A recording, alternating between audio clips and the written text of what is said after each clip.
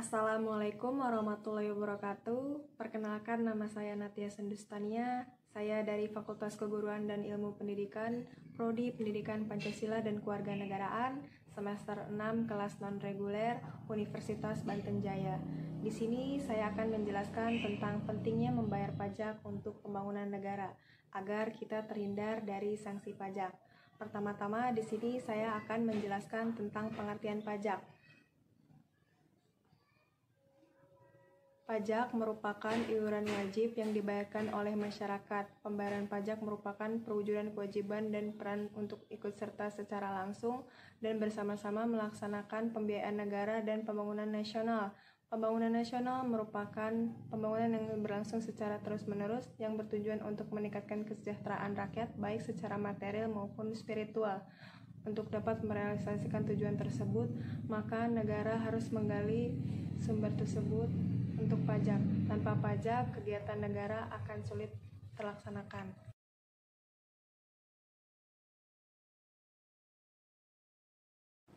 Sistem perpajakan di Indonesia sudah menganut self-assessment, yaitu wajib pajak sudah diberikan kewenangan untuk menghitung sendiri, melaporkan sendiri, dan membayar sendiri pajak yang terutang dan harus dibayar.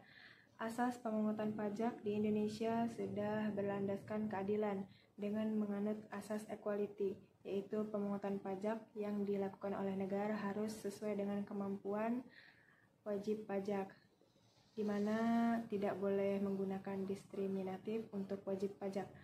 Untuk meningkatkan kesadaran wajib pajak, baik dari segi pemungutan maupun manfaat, maka perlu diadakan edukasi mengenai pentingnya pajak. Maka harus diadakan sosialisasi. Untuk menyadarkan kesadaran wajib pajak, kita bisa menggunakan dalam media cetak maupun media elektronik. Contoh dari media cetak seperti melalui iklan dan juga melalui media elektronik, contohnya seperti radio, televisi, dan internet. Di situ terdapat ada pembahasan tentang pentingnya membayar pajak.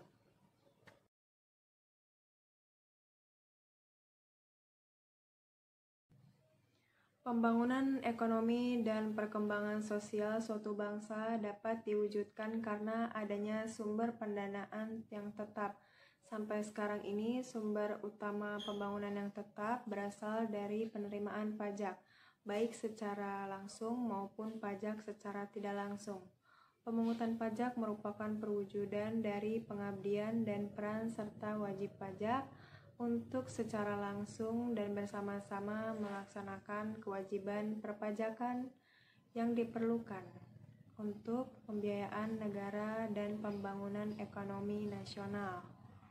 Peranan pajak dalam pembangunan diupayakan untuk semakin membangun kemandirian dalam pembangunan. Namun demikian, upaya tersebut masih terdapat hambatan karena masih kurang pemahaman tentang perpajakan. Sumber penerimaan negara berasal dari berbagai sektor. Yang pertama dari sektor internal, yaitu pajak, dan sektor eksternal, contohnya dari pinjaman luar negeri.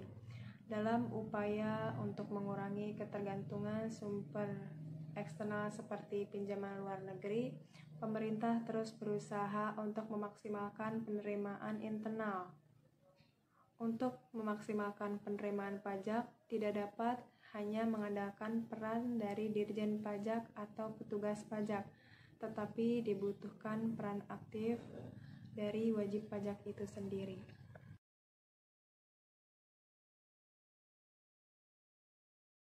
Fungsi pajak menurut para ahli. Menurut Rahayu dalam Perpajakan tahun 2018, ada 4 fungsi pajak. Yang pertama ada fungsi penerimaan. Fungsi penerimaan yaitu sebagai sumber dana bagi pemerintah untuk membiayai pengeluaran-pengeluarannya. Yang kedua ada fungsi mengatur. Fungsi mengatur digunakan untuk mengatur dan melaksanakan kebijaksanaan pemerintah dalam bidang sosial dan ekonomi. Yang ketiga ada fungsi pemerataan. Fungsi pemerataan yaitu maksudnya digunakan untuk menyesuaikan dan menyeimbangkan antara pembagian pendapatan kesejahteraan masyarakat. Yang keempat ada fungsi stabilisasi. Fungsi stabilisasi yaitu pajak dapat menstabilkan keadaan ekonomi. Contohnya dengan menetapkan pajak yang cukup tinggi, pemerintah dapat mengatasi inflasi, sebab jumlah yang beredar dapat mengurangi serta dapat mengurangi deflasi. Pemerintah dapat menurunkan pajak.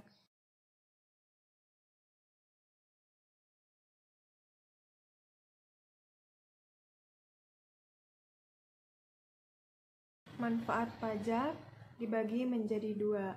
Ada manfaat pajak untuk negara dan manfaat pajak untuk masyarakat. Yang pertama di sini saya akan menjelaskan manfaat pajak untuk negara. Yang pertama, pajak digunakan untuk self-liquidating, untuk barang yang produktif, untuk pengeluaran reproduktif seperti pengeluaran yang akan memberikan keuntungan untuk masyarakat, seperti contohnya pertanian dan lain-lain. Yang kedua, pajak digunakan untuk self-liquidating yang bersifat pembangunan, untuk pembangunan seperti monumen bersejarah dan lain-lain. Yang ketiga, pajak digunakan untuk self tidak reproduktif, contohnya seperti anak yatim dan pembangunan negara. Nah, selanjutnya di sini saya akan menjelaskan manfaat pajak untuk negara. Yang pertama, pajak digunakan untuk infrastruktur, jalan, dan fasilitas umum lainnya. Yang kedua, pajak digunakan untuk subsidi bahan bakar minyak lainnya. Yang ketiga, pajak digunakan untuk dana pemilu.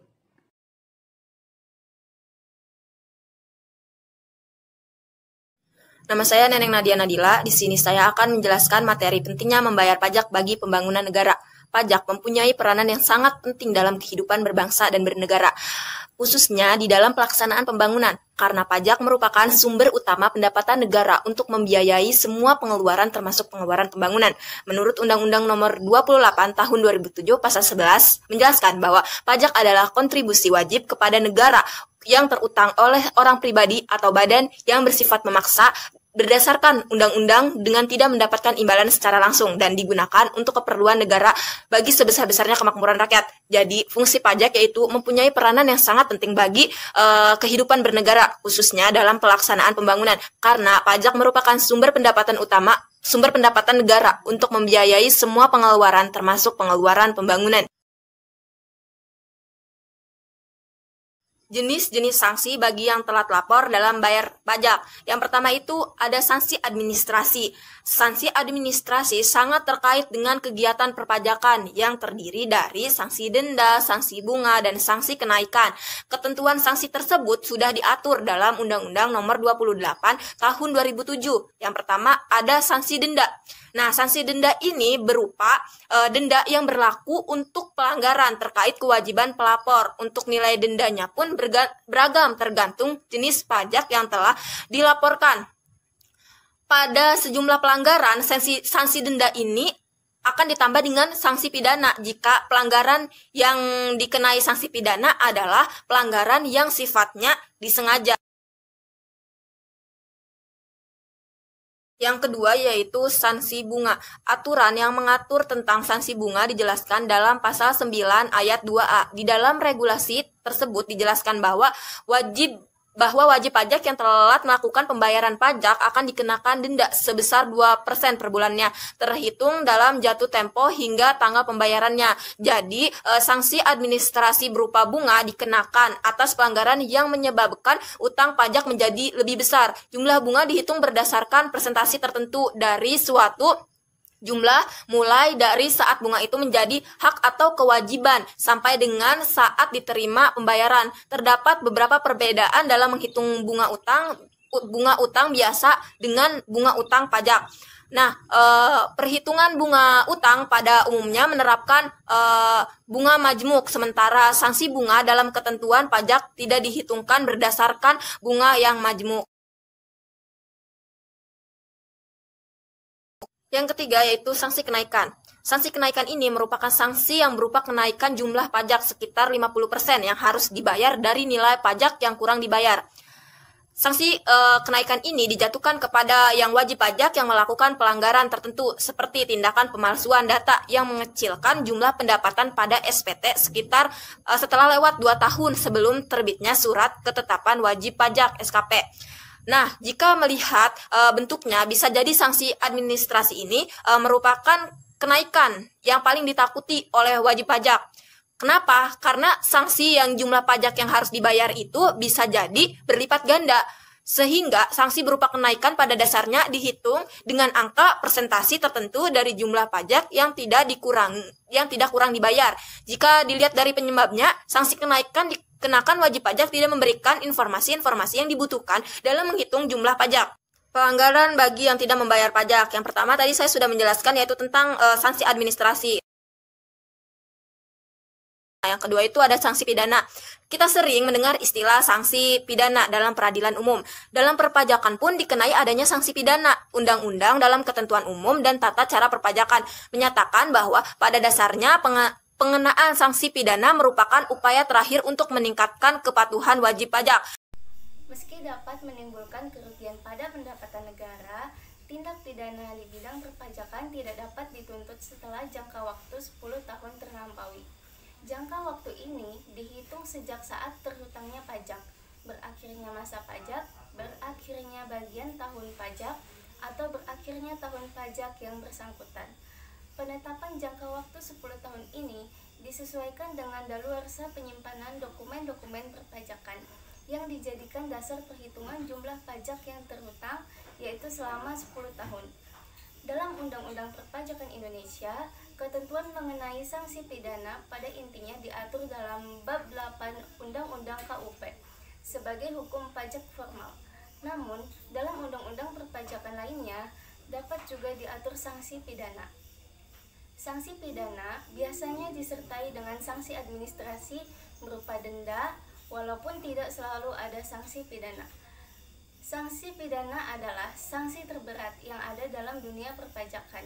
Sanksi pidana ini biasanya hanya dijatuhkan kepada wajib pajak yang melakukan pelanggaran berat dan menimbulkan kerugian besar pada pendapatan negara. Sebagai contohnya, seorang yang berprofesi sebagai pengusaha menerbitkan faktur pajak dan memungut PPN.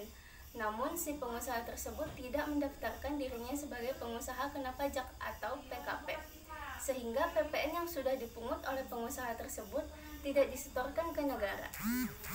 Dalam Undang-Undang KUP, Pasal 39 Ayat 1, memuat sanksi pidana bagi orang yang tidak membayarkan pajak yang telah dipotong, maka wajib pajak yang melakukan pelanggaran ini bisa dipenjara selama 6 bulan sampai 6 tahun. Saya akan menjelaskan mengenai pengaruh kesadaran wajib pajak. Kesadaran wajib pajak berpengaruh positif terhadap kepatuhan wajib pajak. Sejalan dengan tujuan meningkatnya kesadaran pajak, maka keberadaan generasi muda yang kita sebut dengan generasi milenial menjadi sangat penting untuk mendukung tujuan. Yang selanjutnya yaitu kepatuhan membayar pajak tergolong rendah, yaitu pada umumnya banyak masyarakat yang tidak patuh dalam pembayaran pajak. Hal ini disebabkan oleh masyarakat yang tersangkut dalam masalah ekonomi.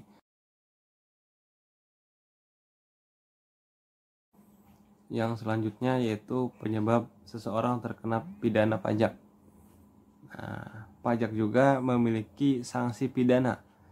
Jika merujuk pada kasus yang disampaikan pada awal artikel yang kita bahas, yaitu sanksi pidana muncul karena terdakwa melakukan penggelapan pajak. Namun di Indonesia sanksi pidana pajak juga bisa muncul karena sebab-sebab lain, seperti yang pertama, wajib pajak dengan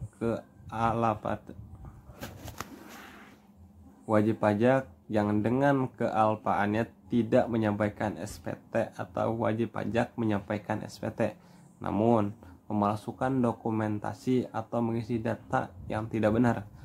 Yang kedua yaitu wajib pajak dengan sengaja tidak melaporkan SPT. Yang ketiga yaitu menolak untuk diperiksa oleh petugas pajak.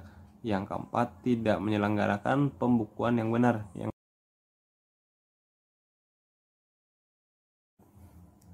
Yang selanjutnya yaitu tips agar terhindar dari sanksi pajak. Mengisi surat pemberitahuan pajak atau bisa yang disebut kita sebagai SPT dengan jujur dan cermat agar tidak ada kesalahan dalam data tersebut. Yang selanjutnya yaitu menyetorkan pajak dan melaporkan surat pemberitahuan pajak dalam waktu yang tepat. Yang selanjutnya mengisi faktur dengan pajak dengan lengkap dan menghindari aktivitas yang menimbulkan tindakan pidana.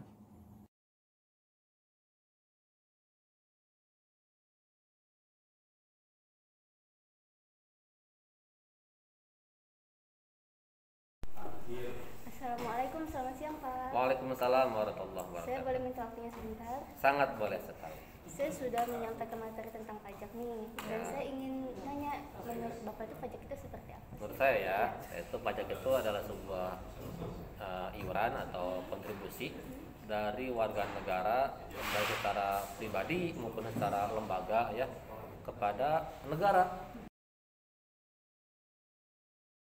Selamat siang Teh. Siap. Boleh minta waktunya? Oke. Saya kan sudah menjelaskan tuh tentang pajak ya. Menurut Teteh apa sih itu pajak? Pajak itu iuran wajib dari rakyat untuk kepentingan rakyat dan juga pemerintah. Oke. Jadi dari rakyat untuk rakyat ya Teh ya. Iya.